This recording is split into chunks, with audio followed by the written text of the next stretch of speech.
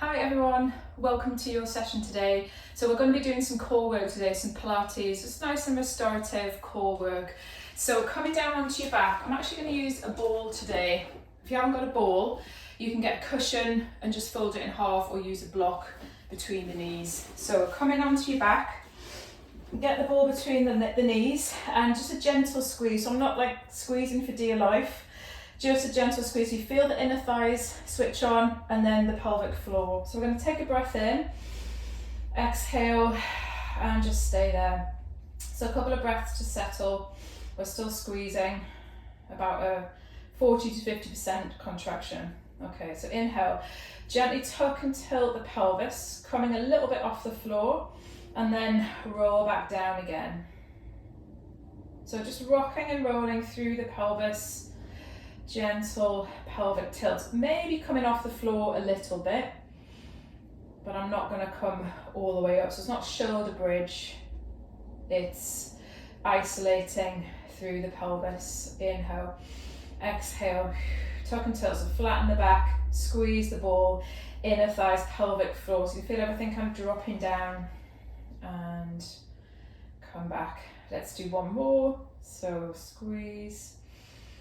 Breath in, tuck and tilt. From here, take the ball away and we're going to go into heel slides. So hands on either side of the pelvis, the waist. You can feel everything sort of knit together. Breath in.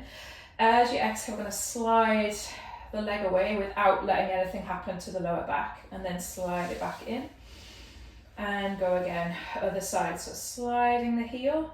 I'm trying to keep everything together here. And then go again, slide away and draw in. Inhale, exhale.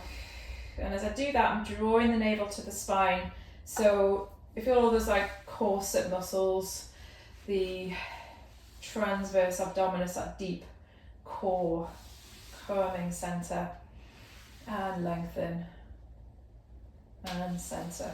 So once again, do a couple more and just check that you're not arching like that. You want to keep everything knitted together. Come in. Last one. Lengthen out and come in. From here, drawing the knees to the chest. Have a little squeeze around the center. Maybe add the head. And then we're going to come into some knee floats. So feet to the floor. And then we are kind of marching foot to foot. So peeling off. The hands are still there for a bit of feedback, making sure that everything's knitting together, or you can take them to the floor. If you wanted to make it a bit harder, a bit more challenging, hands can come behind the head and you're doing the same thing. So slow, controlled. It doesn't look hard, but after a few reps, you should start to feel it. Breathe in, breathe out. Last one on the left, and then pull in. We've got time for one more, so have a little release off there. So come into tabletop. So I'm going to do toe tap. So breath in.